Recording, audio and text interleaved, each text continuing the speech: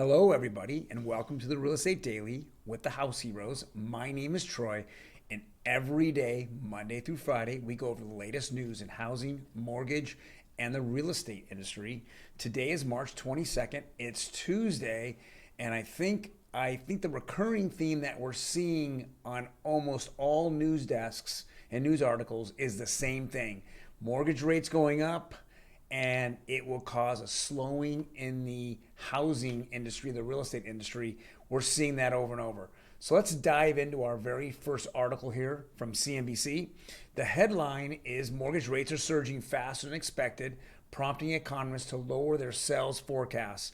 Now, they had an article this morning with Diana Olick, who then said basically the same thing. And then later in the afternoon, here we go again. CNBC just kind of pounding that same nail into that same piece of wood is real estate.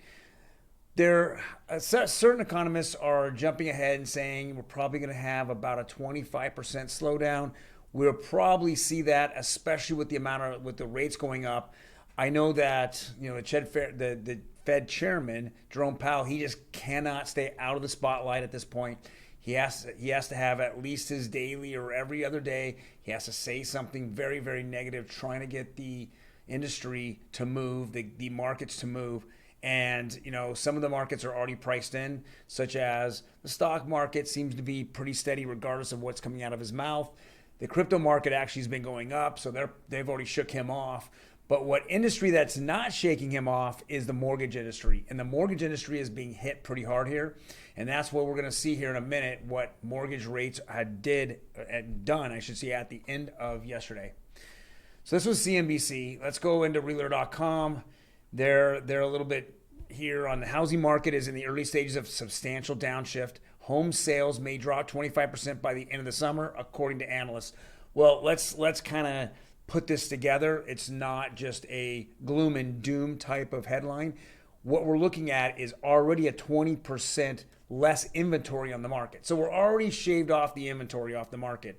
Now, 25% off of that, I think they're looking at last year's numbers, not last year to this year versus last month to this month. And I think those are the most important things to look at, not so much, again, what we did 12 months ago. 12 months ago, we were in a different market. We had 2% interest rates. We had a booming refi market. Today, we do not have any of that. Today, we have no refis out there. Even cash out refis do not make any sense anymore unless you are so desperate for the money that you're willing to see a substantial increase in your mortgage payments. So here, we already have a 20% down, inventory down. They're saying it may drop 25%. Again, that's not very much. We're still seeing a lot of buyers with a lot of money in the market. I think that we'll see a slowdown, but we won't see that significant a slowdown unless inventory definitely raises. I know as of last week, I do the numbers every single week. Last week over the week before, the first week of March versus second week of March, inventory had kind of ticked up the first week of March, and then it went back down the second week. So tomorrow I'll get those numbers out. I'll see if I can post them for you guys so you can check it out. But I just don't see inventories rising. I think people are pat in their houses that they're in unless they're moving out of state because there's just nowhere to go because there's no inventory that's out there. And they don't want to go and make a ton of money on their home because they have a ton of equity and then hand it off to another seller that they're going to upgrade their home for. Next article here is from Fortune, and they're jumping into it. Housing market enters uncharted waters. Well, again, we're looking at, and they're talking about here, rental prices are soaring in the U.S. They're absolutely soaring. We went over this yesterday, but now other, avenues such as Fortune and other newsworthy, outlets are coming out and saying the same thing over and over. So we're seeing it. There's no question. I know for renters out there, if you just can't afford a home, we understand it. But now you're going to be paying almost as much as a mortgage. And that is not going to be good. And that's going to hurt you in your future finances as well as your wealth. And then, of course, the last article here is from Optimum Blue. It's a Black Knight company, goes over nationwide rates for nationwide. So here's the first one, the 30-year conforming. Wow, 11 bips. It jumped 11 bips yesterday. That's conventional. So it's 4.60 is conforming rates. We need to see this slow down. I thought that we already had built in some of the rate hikes already into the mortgage industry, but there's a couple of things, a couple of factors that are happening right now. One, of course, is the Fed is raising, which I think is already built in. But if the Fed stops buying mortgage-backed securities, then we're having more public companies, Morgan Stanley, companies like that, buying these mortgage-backed securities, and they are less risk. They don't want the risk. So to shed off the risk, they raise the rate, and so that if they do have issues, they'll have more money coming in, a bigger pot to sit back and to fall on if the mortgage industry has a problem in the future. So they're going to raise the rates, and that's what we're seeing here. Is the 30-year conforming went up 10 bips. If you look at the 30-year FHA, that went up almost 10 bips as well.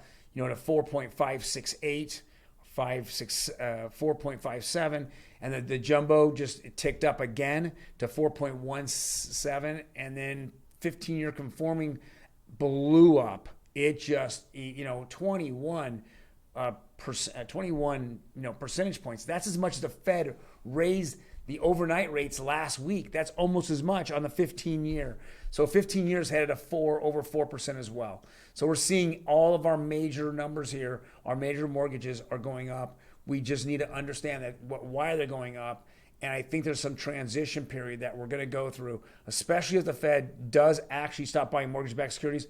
We can definitely see these. And as I predicted by the end of the year, 4.75, it looks like that's on track to hit in April or even May. That will slow down the mortgage industry. So if the Fed was looking to slow down one industry, they figured that out on this particular industry. Now, if they can only do that with gas and meat and food, that would be different, but they can't really affect those things as much as they can affect the financial markets, such as mortgage-backed securities and mortgages and bonds. All right, guys, thank you very much. If you like the content, please hit that like button. If you want to be notified when we drop these videos Monday through Friday, please hit the notification button. And if you have a comment, please put the comment in there. I'm more than happy to answer anything for you. Otherwise, I will see you tomorrow on Wednesday, the 23rd.